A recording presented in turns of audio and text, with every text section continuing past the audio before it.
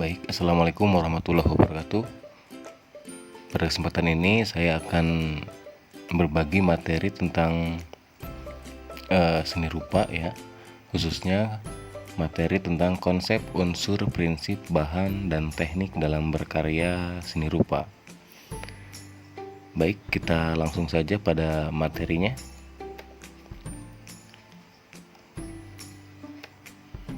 Konsep seni rupa itu terdiri dari tiga ya. Kita akan mempelajari tiga konsep, yaitu tentang pengertian seni rupa, unsur karya seni rupa, dan klasifikasi seni begitu.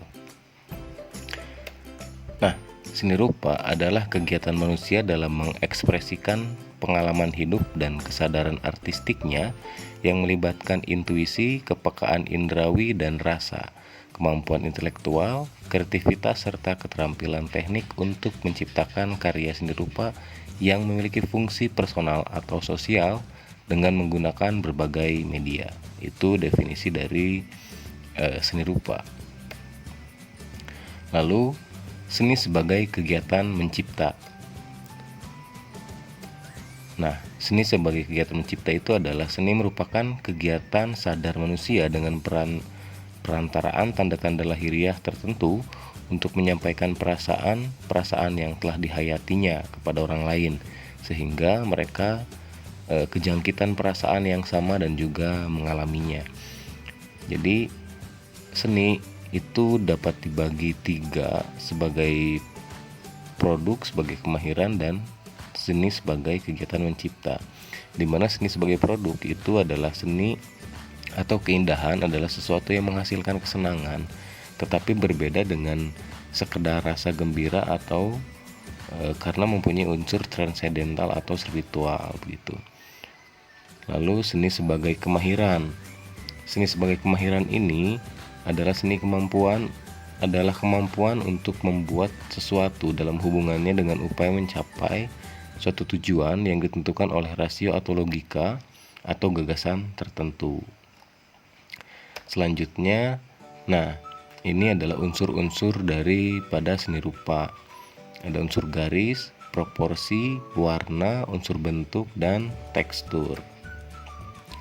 Nah, unsur garis itu adalah unsur visual yang merupakan rangkaian titik-titik yang berciri lurus, mendatar, tegak, diagonal atau miring, lengkung, bersilang, sejajar, zigzag, spiral, dan gelombang.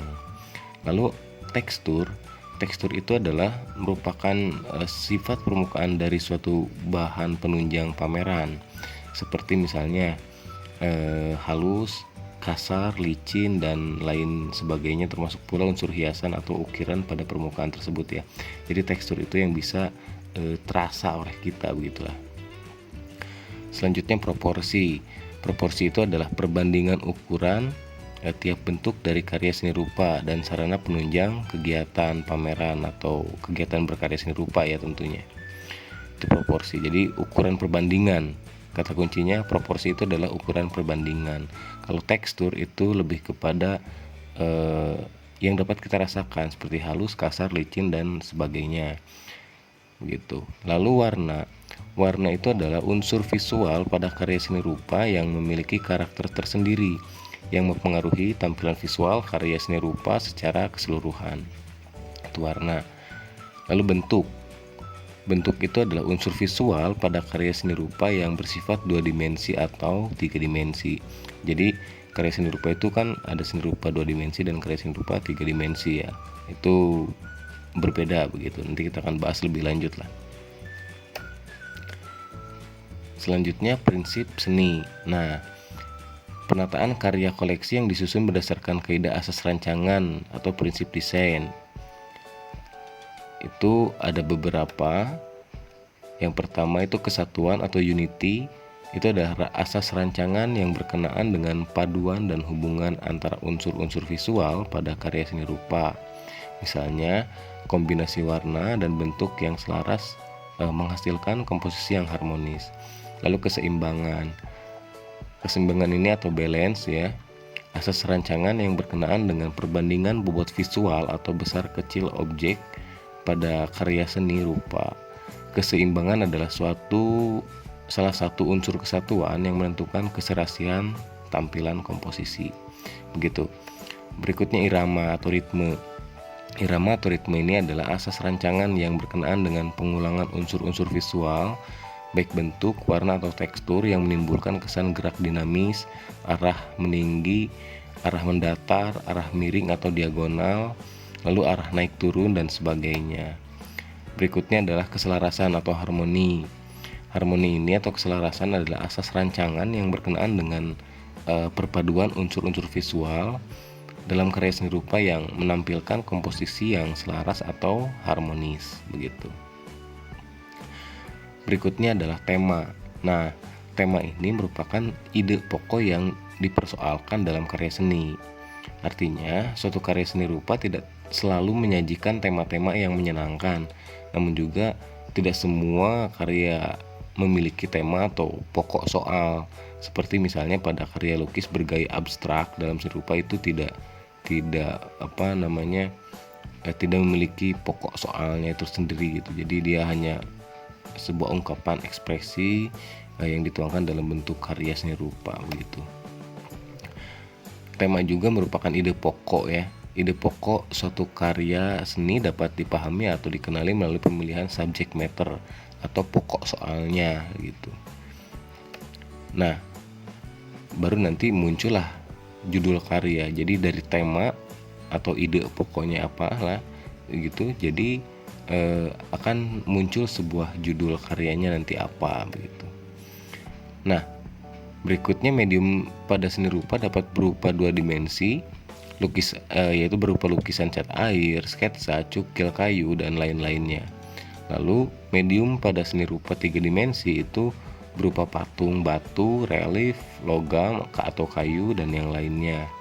Lalu media baru merupakan perpaduan berbagai medium seni dua dimensi seperti karya lukis, seni grafis, poster, dan tiga dimensi seperti video art, instalasi, performance art, digital art, street art, dan lain-lain. Seperti itu. Nah, medium sendiri adalah sarana yang digunakan dalam mewujudkan gagasan menjadi suatu karya seni melalui pemanfaatan material, bahan, dan alat ya material itu, dan keterampilan teknik tentunya, itu medium ya. Berikutnya adalah gaya atau style. Nah, menurut Sudarso, saya kutip pada bukunya, gaya adalah ciri bentuk luar yang melekat pada karya seni, sedangkan aliran atau isme lebih berkaitan dengan pandangan atau prinsip si seniman dalam menanggapi sesuatu, begitu. Nah, di dalam seni lukis dikenal bermacam-macam gaya dan aliran, seperti naturalisme, realisme, ekspresionisme, surrealisme, impresionisme, kubisme, abstraksionisme, minimalisme, dadaisme, pop art, dan sebagainya. Lalu di dalam seni batik tradisional dikenal antara lain batik gaya Yogyakarta dan batik gaya Surakarta. Itu ya, itu gaya atau style ya. Nah, seni juga jika kita kita bedakan, ini ada beberapa macam: seni murni, seni terapan, dan seni media baru. Di mana seni murni itu adalah suatu konsep atau bentuk seni yang diciptakan untuk memenuhi kebutuhan fungsi ekspresi melalui berbagai medium dalam wujud dua dimensi atau tiga dimensi. Sebagai contoh karya lukis, patung, seni fotografi, dan seni grafis.